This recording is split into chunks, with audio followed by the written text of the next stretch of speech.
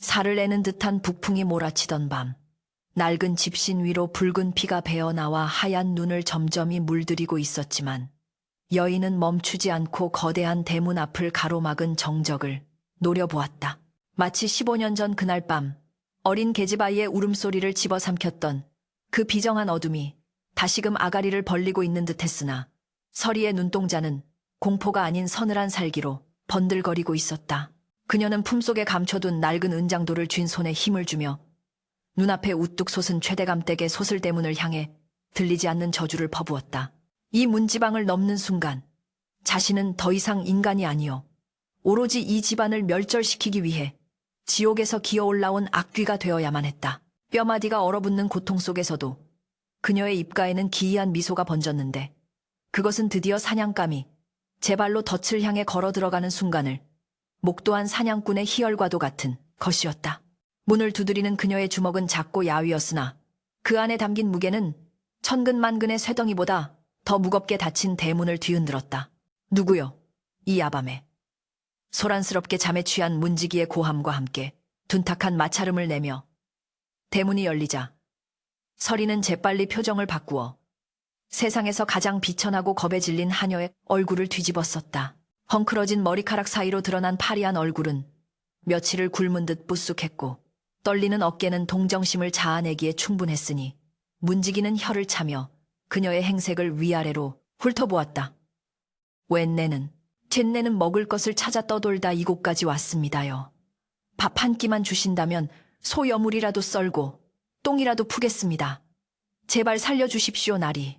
바닥에 납작 엎드려 조아리는 그녀의 이마가 얼어붙은 땅에 다 찢어질 듯 아팠으나 땅바닥을 긁어대며 애원하는 그녀의 손톱 밑에는 시커먼 흙과 함께 도끼 서린 결심이 박혀 있었다.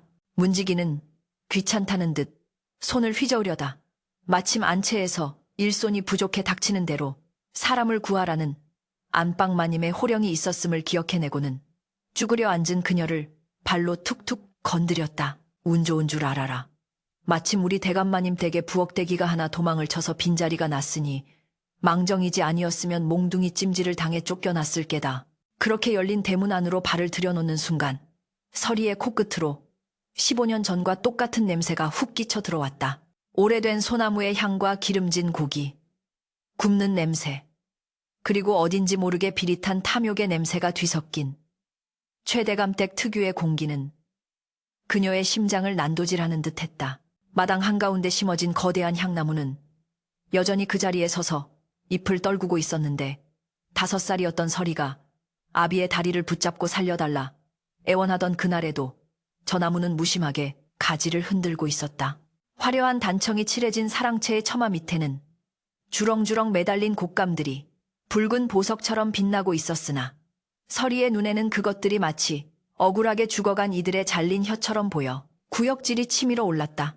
그녀는 솟구치는 증오를 억누르며 행랑 아범의 뒤를 따라 좁고 어두운 하인들의 거처로 발걸음을 옮겼고 스스로를 월하라 칭하며 자신의 진짜 이름과 과거를 캄캄한 어둠 속에 묻어버렸다. 부엌은 전쟁터와 다름없었으니 솥뚜껑 부딪히는 소리와 참모들의 고함이 쉴 새 없이 오가는 그곳에서 월하는 가장 험하고 더러운 일을 도맡아 했다. 얼음장 같은 물에 손을 담가 수백 포기의 배추를 씻어야 했고 매캐한 연기를 마시며 아궁이 불을 지피느라 눈물 콧물을 쏟아야 했지만 그녀는 단 한 번도 불평하지 않았다. 오히려 그녀는 누구보다 일찍 일어나 마당을 쓸고 가장 늦게까지 남아 그릇을 닦으며 집안 사람들의 눈에 띄지 않는 그림자 같은 존재가 되기 위해 안간힘을 썼다. 참모들은 묵묵히 일만 하는 월하를 보며 어디서 저런 곰 같은 것이 굴러들어와서 일손을 던다며 칭찬인지 욕인지 모를 소리를 해댔지만 월하는 그들의 멸시 어린 시선을 묵묵히 받아내며 귀를 활짝 열어두었다. 부엌은 집안의 모든 소문이 모이고 흩어지는 곳이었기에 그녀는 배추를 절이며 마다들의 도박빚 이야기를 들었고 밥을 푸며 안방마님과 후실 사이에 암투를 엿들었다. 그러던 어느 날 월하에게 드디어 기다리던 기회가 찾아왔으니 그것은 바로 최대감의 저녁 탕약을 올리는 일이었다. 본래 안방마님의 신임을 받는 상궁이 하던 일이었으나 그날따라 상궁이 급체하여 몸져 눕는 바람에 싹싹하고 말수 적은 월하에게 그 중책이 맡겨진 것이었다. 탕약이 담긴 소반을 들고 사랑채로 향하는 월아의 손은 미세하게 떨리고 있었으나 그것은 긴장 때문이 아니라 당장이라도 품속에 독약을 꺼내 저 탕약에 섞어버리고 싶은 충동을 억누르느라 생긴 경련이었다. 15년이라는 세월이 흘렀지만 아비가 기거하는 사랑채로 향하는 길은 눈을 감고도 찾을 수 있을 만큼 선명했고 문지방 하나 기둥 하나에도 서러운 기억이 묻어 있어 발을 내디딜 때마다 가슴이 쿡쿡 쑤셔왔다. 들라. 낮고 굵은 그러나 세월의 무게에 눌려 예전보다 탁해진 목소리가 문틈으로 새어나왔다. 월아는 숨을 깊게 들이마시고 문을 열고 들어가 바닥을 기듯 몸을 낮추어 탕약 그릇을 내려놓았다. 고개를 들지 않았음에도 곁눈질로 보이는 최대감의 모습은 늙고 병색이 완연했으나 눈빛만은 여전히 표독스럽고 오만하기 짝이 없었다. 그는 책을 읽느라 월아에게 눈길조차 주지 않은 채 탕약 그릇을 향해 손을 뻗었는데 그 손등에 검버섯이 피어있는 것을 본 월아는 속으로 비소를 머금었다. 천하를 호령할 듯 위세등등했던 아비도 결국 늙고 병든 노인네에 불과하다는 사실이 그녀를 더욱 비참하게 만들었다. 고작 이런 늙은이를 죽이기 위해 자신의 인생 전부를 걸고 복수를 다짐했던가 하는 회의감이 스쳤지만 이내 그녀는 마음을 다잡고 물러나려 했다. 그때였다. 최대감이 탕약을 마시다 말고 컥컥거리며 기침을 토해내더니 짜증 섞인 목소리로 소리쳤다. 물을 가져오너라. 탕약이 왜 이리 쓴 게냐. 월아는 황급히 주전자에 물을 따라 올리며 처음으로 고개를 들어 아비의 얼굴을 정면으로 마주했다. 주름진 얼굴, 듬성듬성한 수염, 그리고 자신을 벌레 보듯 바라보는 저 경멸 어린 눈동자. 그는 자신의 눈앞에 있는 이 하녀가 15년 전 자신이 점쟁이의 말만 믿고 가문을 망칠 계집이라 하여 한겨울 산속에 내다버린 막내딸 설이라는 사실을 꿈에도 모르는 듯했다.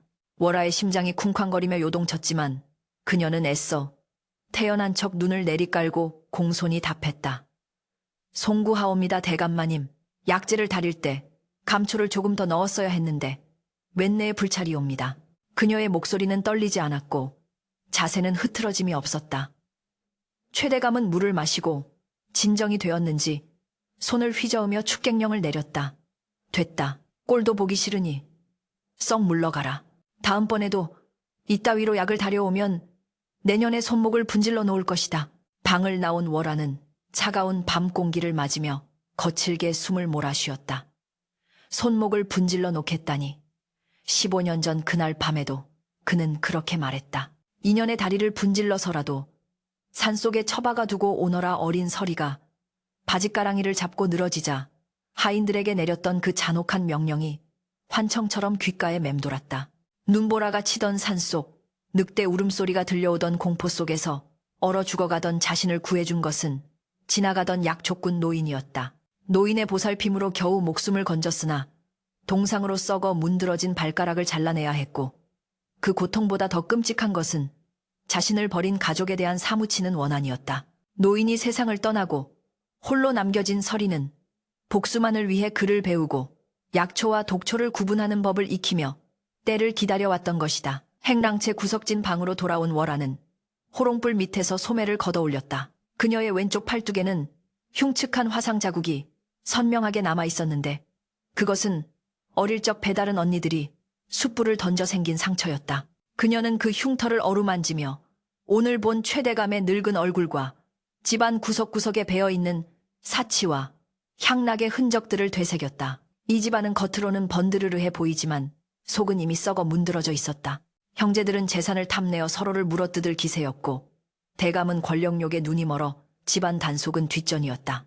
월아는 낡은 붓을 들어 종이 위에 무언가를 적어 내려가기 시작했다. 그것은 최대감 댁의 가계도이자 앞으로 그녀가 하나씩 제거해 나가야 할 사냥감들의 목록이었다. 기다리십시오, 아버지. 월아는 붓을 내려놓고 입술을 깨물었다. 피맛이 비릿하게 혀끝에 감돌았다. 제 발가락이 잘려나간 그 추운 산속의 고통을 뼈 하나하나에 새겨드리겠습니다. 편안하게 늙어 죽는 호사는 결코 누리지 못할 것입니다. 밖에서는 다시금 눈보라가 몰아치며 창호지 문을 덜컹거렸지만 월아의 방 안은 그녀의 뜨거운 증오로 인해 기이할 정도로 훈훈했다. 그녀는 호롱불을 끄고 어둠 속에 몸을 뉘었다. 이제 시작이었다. 거대한 성벽 같던 최대감 댁의 담벼락에 아주 작은 균열이 생겼으니 그 균열은 바로 월아 자신이었다. 내일부터 그녀는 더 부지런하고 더 싹싹하고 더 충직한 하녀가 되어 그들의 가장 깊숙한 곳으로 파고들 것이다. 그리고 가장 행복한 순간에 가장 잔인한 방법으로 그들의 목을 조를 것이다. 어둠 속에서 월아의 눈이 짐승처럼 푸르게 빛났다.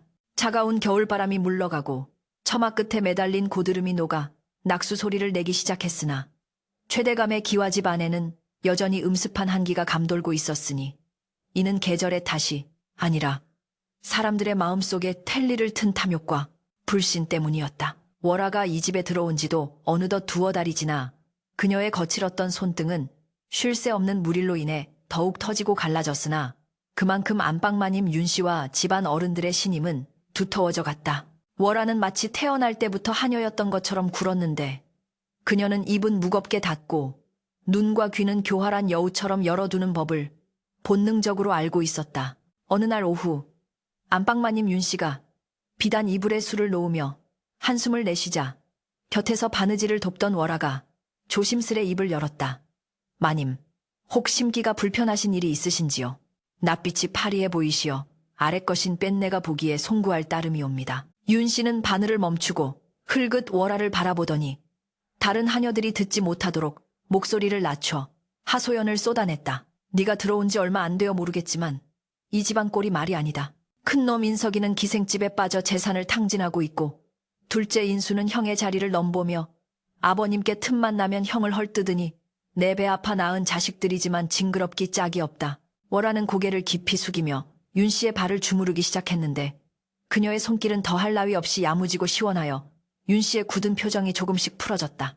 깨깨땡땡땡땡땡땡땡땡 너같이 손끝 야무지고 입 무거운 아이가 진작 들어왔어야 했는데 저 밖의 것들은 하나같이 입들이 싸서 믿을 수가 있어야지. 윤씨의 칭찬에 월아는 짐짓 송구한 표정을 지으며 답했다. 과찬이시옵니다 마님.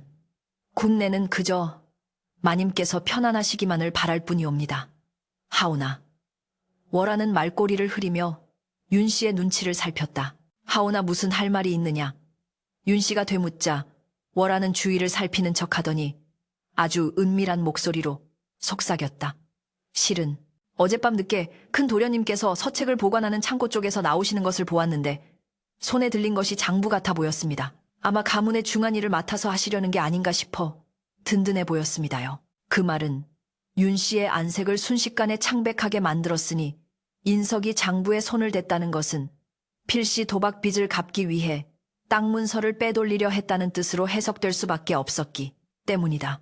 뭐라, 인석이가 창고에 들어갔다고 네가 잘못 본 게 아니냐. 윤씨의 떨리는 목소리에 월아는 화들짝 놀란 척하며 고개를 조아렸다. 아이고, 앤내가 밤눈이 어두워 잘못 보았나 봅니다. 죽여주십시오 마님. 괜한 소리를 하여 마님의 심기를 어지럽혔습니다. 그러나 의심의 씨앗은 이미 뿌려졌고 윤씨는 즉시 몸종을 불러 인석의 뒤를 캐보라며 윽박질렀다. 월아는 안채를 빠져나와 부엌으로 향하며 입가에 싸늘한 미소를 지었다. 사실 어젯밤 창고 근처를 서성인 것은 인석이 아니라 길고양이 한 마리였을 뿐이었으나 평소 행실이 좋지 않은 마다들에 대한 어미의 불신을 이용해 작은 불씨를 던진 것이었다. 부엌에 도착한 그녀는 찬물을 끓이며 이번에는 둘째 아들 인수를 겨냥한 덫을 놓기 시작했다. 인수는 형보다 명석했으나 서자라는 이유로 항상 차별받는 서름과 야망을 동시에 가진 인물이었다. 월아는 갓 쪄낸 떡과 차를 소반에 받쳐들고 인수의 방으로 향했다. 도련님 다과상을 내왔습니다. 방 안에서 책을 읽던 인수는 귀찮다는 듯 들어오라 손짓했다. 월아는 찻잔을 내려놓으며 짐짓 혼잣말처럼 중얼거렸다. 큰 도련님께서는 참으로 복도 많으십니다. 대감마님께서 곧 문중의 알짜배기 논밭을 큰 도련님 앞으로 넘겨주신다는 소문이 하인들 사이에 파다하니 말입니다. 책장을 넘기던 인수의 손이 딱 멈췄다. 그는 날카로운 눈초리로 월아를 노려보며 물었다. 그게 무슨 소리냐? 아버님께서 형님에게 땅을 주신다고 누가 그런 소리를 하더냐? 월아는 짐짓 당황하여 손사래를 치며 뒷걸음질 쳤다. 아니옵니다. 그저 부엌대기들이 쑥덕거리는 헛소리일 것입니다요. 앤내가 주제넘게 입을 놀렸습니다. 부디 용서해 주십시오. 그녀는 파르르 떨며 바닥에 엎드렸지만 인수의 눈빛은 이미 질투와 분노로 이글거리고 있었다. 평소 아비가 무능한 형을 감싸고 도는 것에 불만을 품고 있던 인수에게 이 헛소문은 기름을 부은 격이었다. 나가거라. 그리고 이 방에서 한 말은 밖에서 벙긋도 하지 마라. 인수의 축객령의 월하는 허둥지둥 방을 나왔으나 문이 닫히자마자 그녀의 표정은 차갑게 식었다. 이제 형제는 서로를 의심하고 감시하며 물어뜯을 준비를 마친 셈이었다. 월하는 마당 한 구석에 쭈그리고 앉아 찬물에 빨래를 헹구며 방망이질 소리에 맞춰 마음속으로 숫자를 세었다. 하나 둘 셋. 머지않아 폭발할 굉음을 기다리며 며칠 뒤 최대감의 사랑채에서 고함 소리가 터져나왔다. 예상대로 맏아들 인석이 몰래 땅 문서를 담보로 돈을 빌려 쓴 사실이 드러났고 이를 둘째 인수가 꼬투리 잡아 아비에게 고자질한 것이었다. 네, 이놈 가문의 재산을 도박판에 쏟아붓고도 모자라 이제는 조상님이 물려주신 땅 문서에까지 손을 대느냐. 최대감의 불호령이 떨어지고 곤방대가 날아가는 소리가 담장을 넘어 들려왔다. 인석은 억울하다며 길길이 날뛰었고 인수는 옆에서 기름을 부으며 형을 비난했다. 아버님, 형님은 구제불능입니다. 이번 기회에 집안 살림을 제게 맡겨주십시오. 그 아수라장 속에서 월하는 조용히 깨진 사기그릇 조각들을 치우며 형제들의 일그러진 얼굴을 눈에 담았다. 15년 전 자신이 버려질 때 저들은 따뜻한 아랫목에서 배불리 먹고 낄낄대며 웃고 있었다. 이제 그 웃음소리를 비명으로 바꾸는 것이 월하의 목표였다. 최대감은 화를 이기지 못해 뒷목을 잡고 쓰러질 듯 비틀거렸고 집안 하인들은 숨도 크게 쉬지 못한 채 벌벌 떨었다. 그날 밤 대감의 병수발을 들게 된 것은 또다시 월하였다. 다른 하녀들은 대감의 불같은 성미를 감당하기 두려워 모두 꽁무니를 뺐기 때문이었다. 월하는 정성스럽게 달인 탕약을 들고 사랑채로 들어갔다. 방 안에는 짙은 한약 냄새와 노인의 거친 숨소리만이 가득했다. 최대감은 벽을 보고 누워 끙끙 앓고 있었다. 대감마님, 약 드실 시간이 옵니다. 월하의 나직한 목소리에 최대감이 힘겹게 몸을 일으켰다. 그는 외탄 눈으로 월하를 바라보며 쉰 목소리로 물었다. 자식이란 것들이 다 원수로구나. 내 전생에 무슨 죄를 지어 저런 것들을 낳았는지, 그는 누구에게 하는 말인지 모를 한탄을 쏟아냈다. 월하는 탕약을 후후 불어 대감의 입가에 가져다 대며 부드럽게 말했다. 자식 농사는 마음대로 안 된다고 하질 않습니까? 하오나 대감마님께서 너무 심려치 마십시오. 그래도 두 도련님 모두 대감마님을 생각하는 효심만은 깊을 것입니다. 그녀의 말은 위로처럼 들렸지만 사실은 대감의 상처를 더 깊게 찌르는 비수였다. 효심이라는 단어가 최대감에게는 가장 큰 조롱으로 들렸을 터였다. 효심흥, 그놈들은 내가 언제 죽나, 언제 재산을 물려받나 그 생각뿐일 게다. 짐승만도 못한 놈들. 최대감은 탕약을 단숨에 들이키고는 쓰디쓴 입맛을 다시며 인상을 찌푸렸다. 월하는 곶감을 건네며 대감의 눈치를 살폈다. 지금이야말로 결정적인 한 방을 날릴 때였다. 대감마님, 실은 며칠 전부터 밤마다 안채 뒤편 우물가에서 이상한 소리가 들립니다요. 무당을 불러 굿이라도 해야 하는 것 아닌지 하인들끼리 수군거리고 있습니다. 최대감의 눈썹이 꿈틀했다. 이상한 소리라니 귀신이라도 나온다는 게냐? 월하는 겁에 질린 표정으로 주위를 두리번거리더니 목소리를 낮췄다. 그게 억울하다. 억울해. 내 자리를 돌려다오 하는 여인의 울음소리 같기도 하고 혹 이 터에 원한 맺힌 홀령이라도 있는 것은 아닌지요. 그 말에 최대감의 얼굴이 흑빛으로 변했다. 그는 15년 전 내다 버린 막내딸의 어미, 즉 자신이 내쳤던 첩실의 기억을 떠올린 것이 분명했다. 혹은 산속에 버린 핏덩이의 울음소리가 환청처럼 들려왔을지도 모를 일이었다. 최대감의 손이 부들부들 떨리기 시작했다. 그는 평생을 냉혈 안으로 살아왔지만 늙고 병든 지금은 작은 바람 소리에도 놀라는 나약한 노인일 뿐이었다. 닥쳐라. 천한 것이 어디서 요망한 혓바닥을 놀리느냐. 당장 나가라. 최대감은 베개를 집어던지며 소리쳤지만 그의 눈동자에는 걷잡을 수 없는 공포가 서려 있었다. 월하는 재빨리 고개를 숙이고 물러나며 방문을 닫는 찰나에 보인 대감의 공포에 질린 얼굴을 뇌리에 새겼다. 복수는 칼로 찌르는 것만이 아니었다. 상대의 마음속 가장 약한 고리를 끊어내고 스스로 무너지게 만드는 것이야말로 진정한 복수였다. 월하는 달빛이 쏟아지는 마당으로 나와 깊게 숨을 들이마셨다. 차가운 공기가 폐부 깊숙이 들어와 뜨거운 복수심을 식혀주었다. 그녀가 건넨 찻잔에는 독이 들어있지 않았다. 하지만 그녀가 뱉은 말 한마디 한마디는 맹독보다 더 치명적으로 최대감 가족의 혈관을 타고 흐르며 서로에 대한 의심과 과거의 죄책감을 증폭시키고 있었다. 그날 이후 최대감 댁에는 기이한 일들이 연이어 벌어지기 시작했다. 멀쩡하던 항아리가 깨져 있거나 안방마님의 비녀가 맏아들의 방에서 발견되고 둘째 아들의 서책이 찢겨나가는 일이 빈번해졌다. 이 모든 것은 월하가 밤마다 그림자처럼 움직이며 벌인 일들이었으나 가족들은 서로를 의심하느라 범인이 내부에 있다는 생각조차 하지 못했다. 인석은 인수를 의심하여 멱살잡이를 했고 윤 씨는 후실이 저주를 건다며 머리채를 잡고 싸웠다. 집안은 하루도 조용할 날이 없었고 고함과 비명 그리고 깨지는 소리가 끊이지 않았다. 월하는 이 혼란의 한가운데서 무표정한 얼굴로 마당을 쓸었다. 빗자루질 소리는 쓱쓱 규칙적으로 들려왔지만 그것은 마치 이 가문의 몰락을 재촉하는 시계추 소리와도 같았다. 어느 날 저녁 월하는 부엌 아궁이 앞에 앉아 타오르는 불꽃을 바라보고 있었다. 불길 속에서 일렁이는 것은 어린 시절 꽁꽁 언 손발을 호호 불며 울던 자신의 모습이었다. 이제 시작일 뿐이야. 그녀는 품속에서 작은 주머니 하나를 꺼내 만지작거렸다. 그 안에는 산속에서 약초꾼 노인에게 배운 비법으로 만든 사람의 정신을 혼미하게 만드는 약초가루가 들어있었다. 지금까지는 말과 상황으로 그들을 흔들었다면 이제는 진짜 독이 든 찻잔을 건넬 차례였다. 그녀는 천천히 아주 천천히 일어섰다. 그림자가 길게 늘어지며 부엌벽을 집어삼킬 듯 넘실거렸다. 대감의 저녁 탕약을 준비할 시간이 다가오고 있었다. 밖에서는 흉흉한 소문에 겁먹은 개들이 컹컹 짖어대고 먹구름이 달을 가리며 불길한 밤의 시작을 알리고 있었다.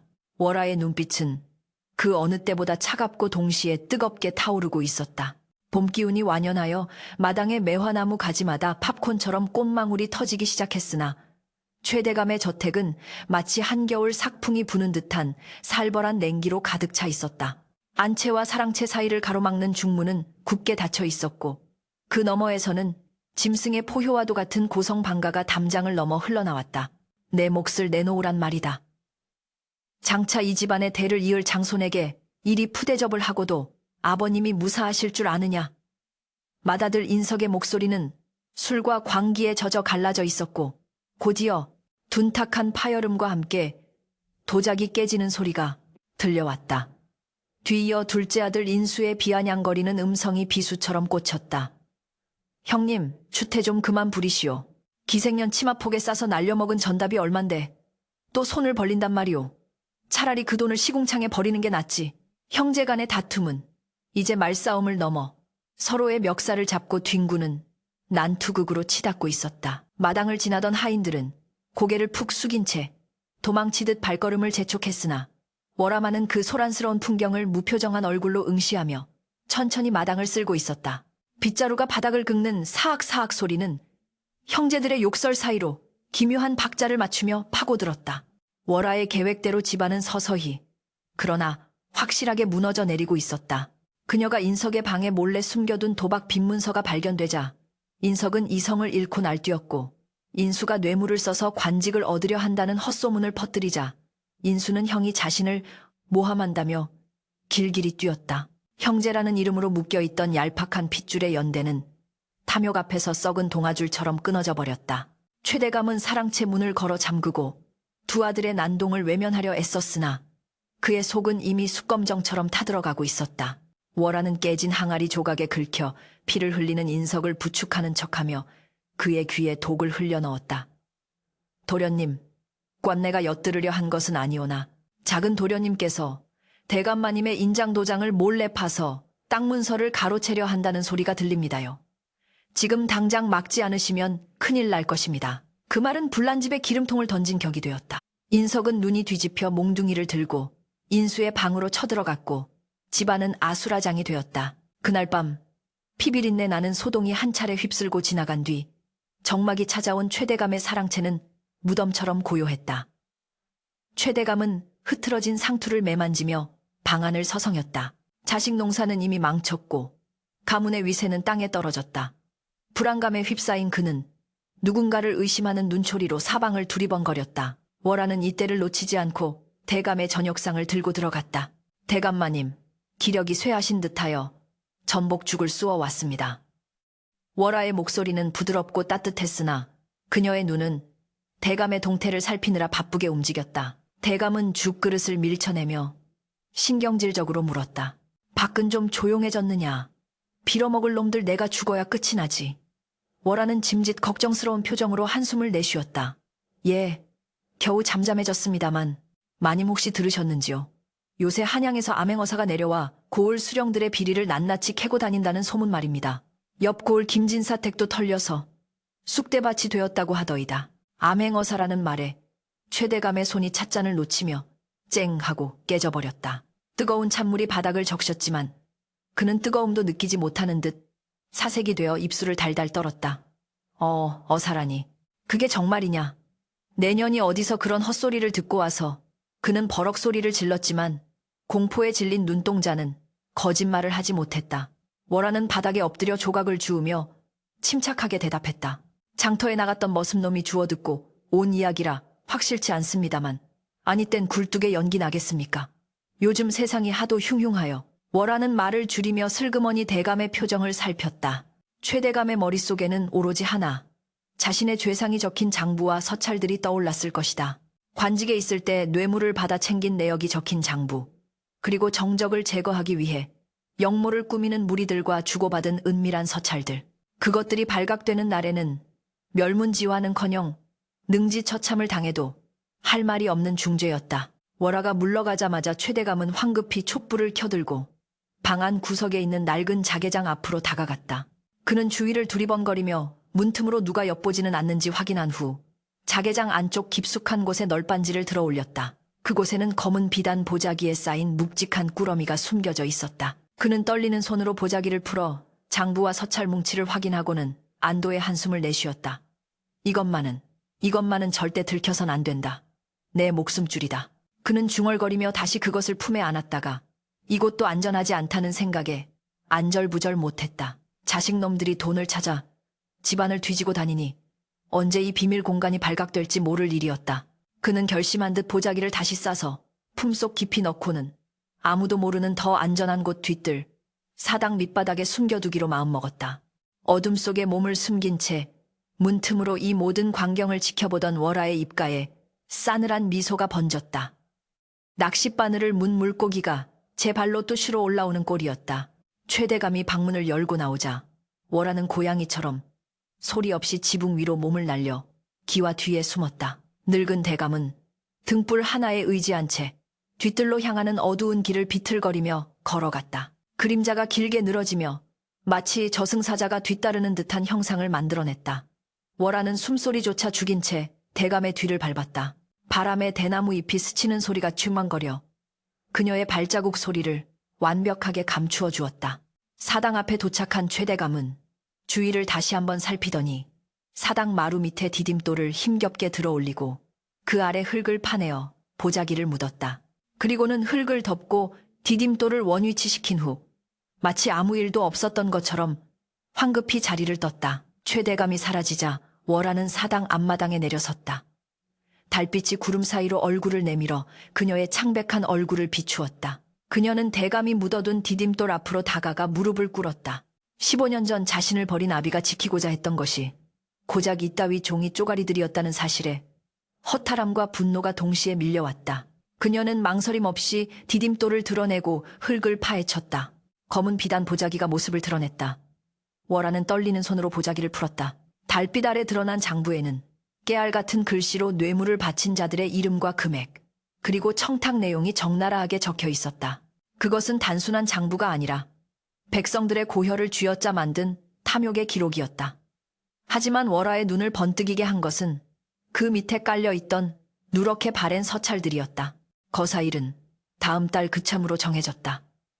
대궐의 수비를 맡은 자는 이미 포섭하였으니 서찰의 내용을 읽어 내려가던 월화의 눈이 커졌다. 이것은 단순한 비리가 아니었다.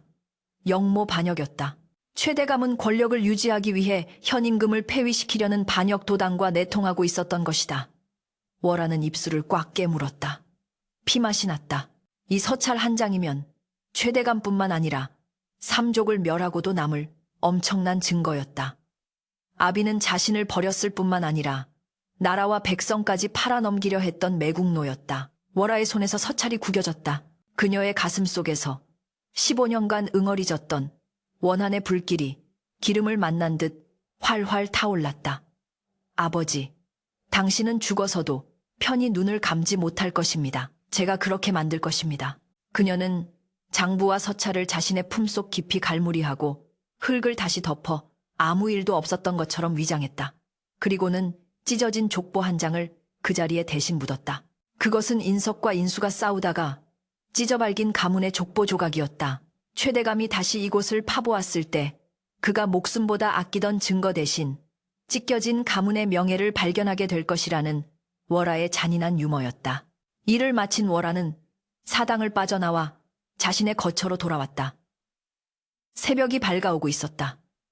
동이 트면 그녀는 이 증거들을 가지고 가장 치명적인 순간을 기다릴 것이다. 다음 날 아침 집안의 공기는 전날보다 더욱 무겁게 가라앉아 있었다.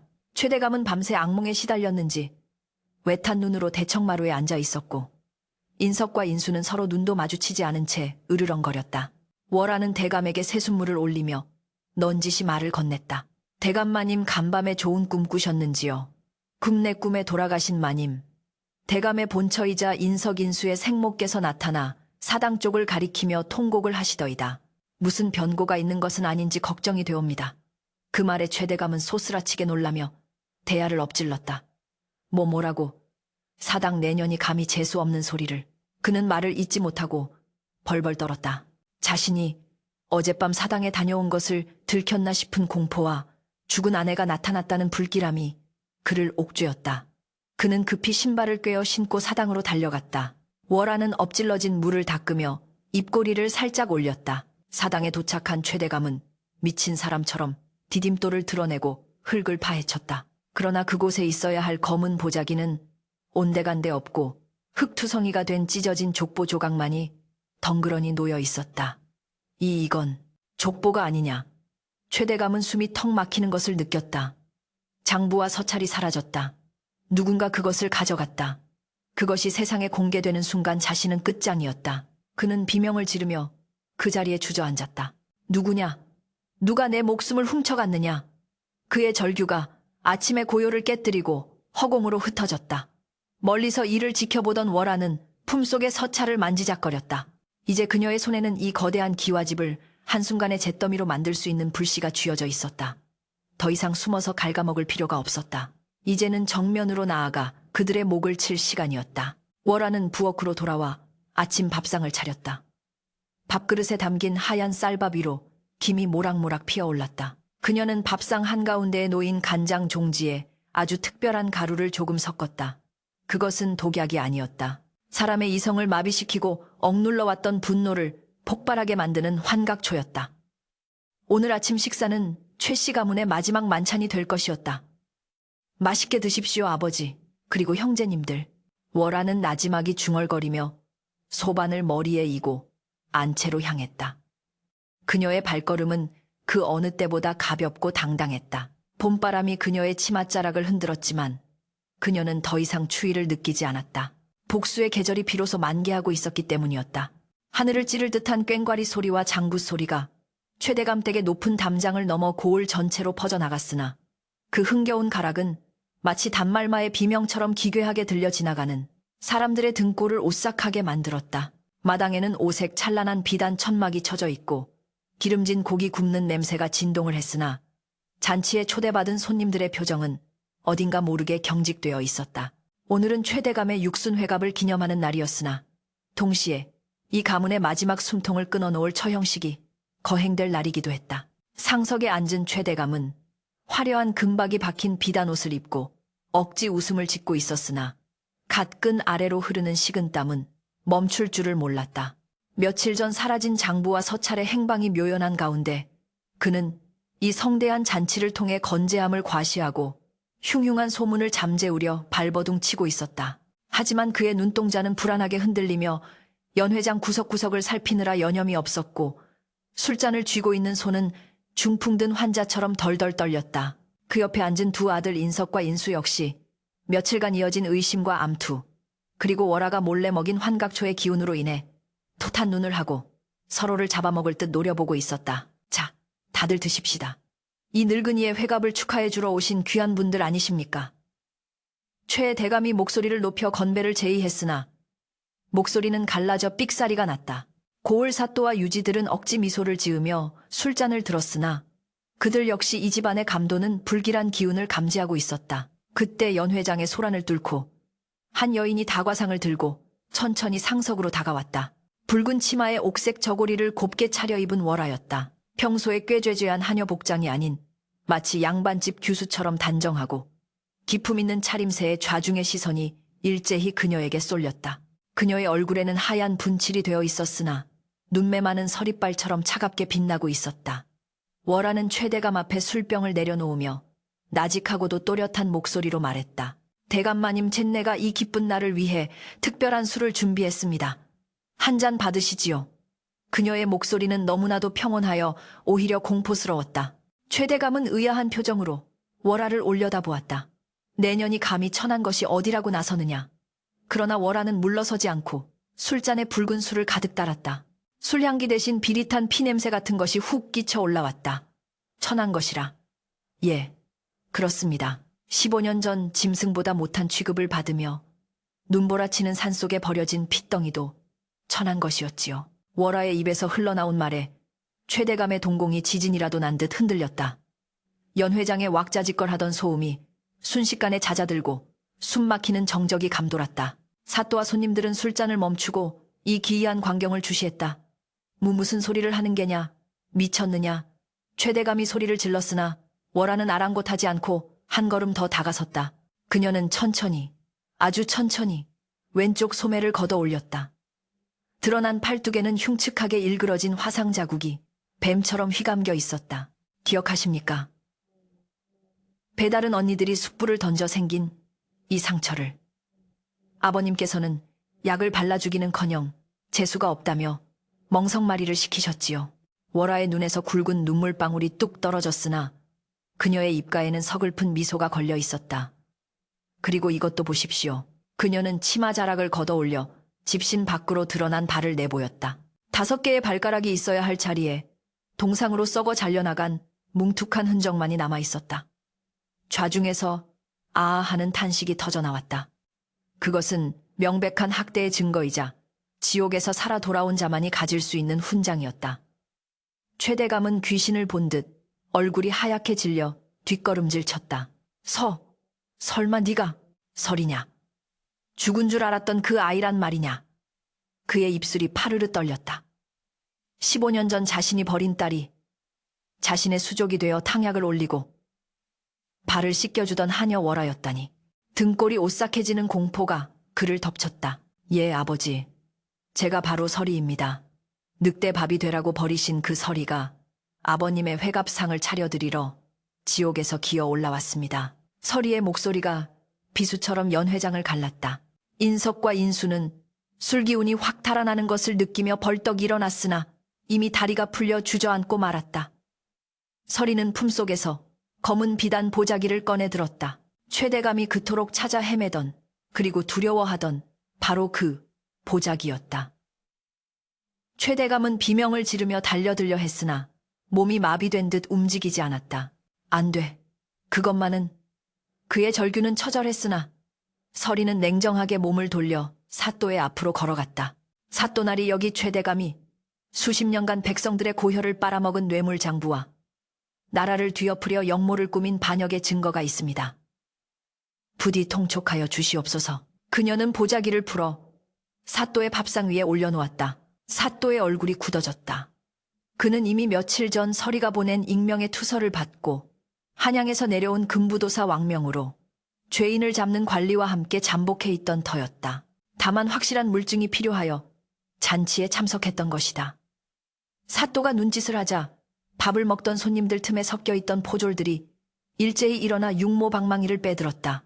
역적죄, 아무개와 그 일당을 포박하라. 사또의 호령이 떨어지자 연 회장은 순식간에 아수라장이 되었다. 이놈들 감히 누구 몸에 손을 대느냐? 인석이 술병을 깨뜨려 저항하려 했으나 포졸들의 몽둥이 찜질에 비명을 지르며 고꾸라졌다. 인수는 겁에 질려 담을 넘으려다 다리가 걸려 개구멍에 처박히는 꼴사나운 모습을 보였다. 최대감은 포승줄에 묶인 채 바닥에 무릎을 꿇려졌다. 화려했던 비단 옷은 흙투성이가 되었고 상투는 풀어 헤쳐져 미친 사람 꼴이 되었다. 그는 고개를 들어 서리를 노려보았다. 내 인연, 네가 제 아비를 팔아먹고도 무사할 줄 아느냐. 천륜을 어긴 페류나 같으니라고. 그는 악을 쓰며 저주를 퍼부었으나 서리는 눈 하나 깜짝하지 않고 그를 내려다보았다. 천륜이라 하셨습니까? 자식을 산채로 내다버리고 권력을 위해 백성을 죽인 당신이 입에 담을 단어가 아닙니다. 서리는 차가운 목소리로 일갈했다. 당신이 쌓아 올린 그 더러운 금자탑이 무너지는 꼴을 똑똑히 지켜보십시오. 그것이 당신이 내게 준 고통에 대한 답례입니다. 그때 금부도사가 장부를 펼쳐들고 죄목을 읊어내려갔다. 죄인 최아무개는 탐관오리와 결탁하여 국고를 횡령하고 사사로 이 병사를 모아 역모를 꾀하였으니 이는 대역죄에 해당한다. 즉시 압송하여 국문을 받게 하라. 대역죄. 그 말 한마디에 최대감은 혼절하듯 고개를 떨구었다. 그것은 본인뿐만 아니라 삼족을 멸하는 중죄였다. 인석과 인수 역시 사색이 되어 살려주십시오. 아버님이 하신 일입니다. 저희는 모릅니다. 라며 울부짖었으나 누구도 그들의 말에 귀 기울이지 않았다. 포졸들은 짐승을 다루듯 그들을 끌고 나갔다. 꽹과리 소리가 멈춘 마당에는 죄인들의 통곡 소리와 구경꾼들의 웅성거림만이 남았다. 서리는 끌려가는 아비의 뒷모습을 보며 묘한 허무함을 느꼈다. 15년간 품어왔던 복수의 칼날이 마침내 그 심장을 꿰뚫었으나 가슴 한 구석이 뻥 뚫린 듯 시린 바람이 불어왔다. 그때 묶여가던 최대감이 마지막 발악을 하듯 고개를 돌려 서리를 보았다. 그의 눈빛은 원망과 분노, 그리고 뒤늦은 후회로 뒤엉켜 있었다. 하지만 서리는 더 이상 그 눈빛에 위축되지 않았다. 그녀는 당당하게 허리를 펴고 그를 마주 보았다. 가십시오, 아버지. 차가운 감옥 바닥에서 제가 겪었던 추위와 외로움을 조금이라도 느껴보시길 바랍니다. 연 회장은 난장판이 되었다. 엎어진 술상 위로 붉은 술이 흘러내려 마치 핏물처럼 바닥을 적셨고 짓밟힌 곶감과 떡들이 진흙탕에 뒹굴었다. 하인들은 뿔뿔이 흩어졌고 안방마님 윤 씨는 충격을 이기지 못하고 대청마루에서 실신하여 널브러져 있었다. 거대했던 기와집의 위세는 하루아침에 신기루처럼 사라졌다. 마당 한가운데 덩그러니 서 있는 서리 위로 붉은 해가 뉘엿뉘엿 지고 있었다. 저녁 노을이 그녀의 얼굴을 붉게 물들였다. 그것은 복수의 완성이자 한 시대의 종말을 알리는 색이었다. 서리는 천천히 마당을 가로질러 나갔다. 대문 밖에는 소문을 듣고 몰려온 마을 사람들이 손가락질을 하며 수군거리고 있었다. 저 집이 드디어 망했구나.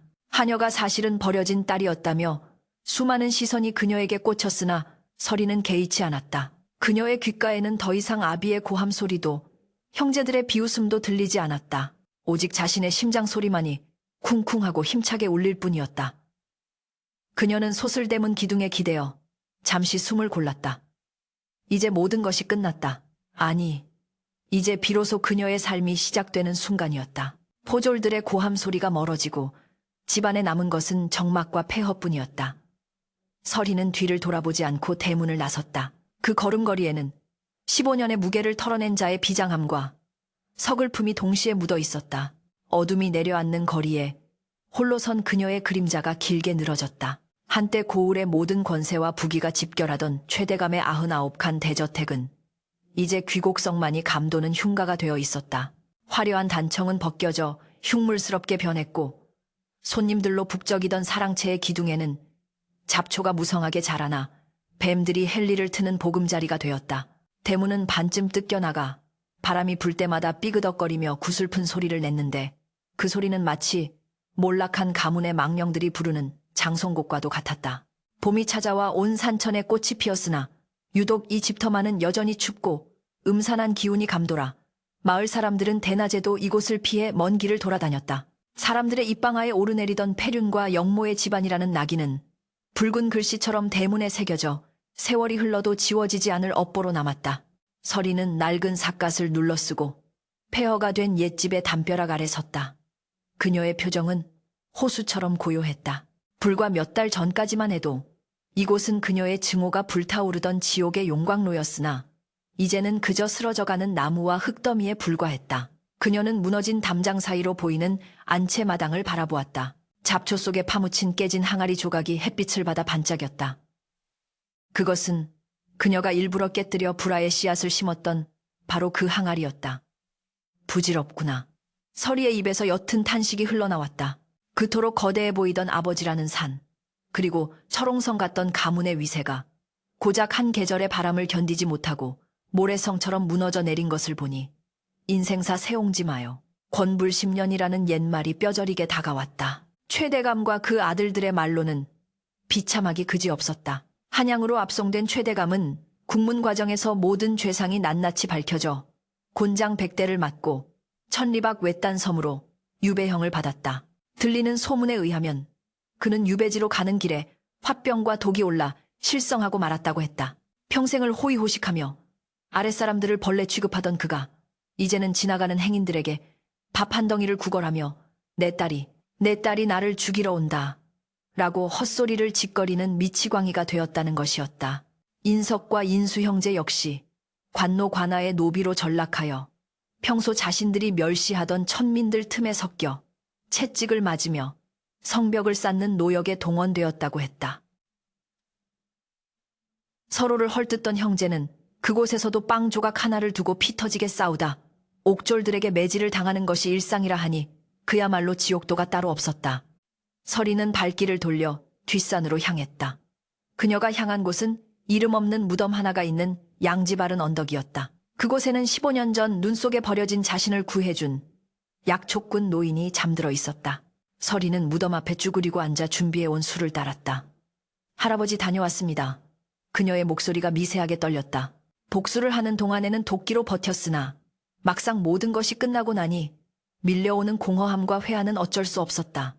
그녀는 무덤가에 잡초를 뽑으며 중얼거렸다. 그들을 무너뜨리면 속이 시원할 줄 알았습니다. 헌데 제 마음속의 구멍은 메워지지가 않네요. 그저 춥고 서글픕니다. 그녀는 자신의 잘린 발가락을 내려다보았다. 복수는 성공했으나 상처 입은 몸과 마음은 여전히 그대로였다.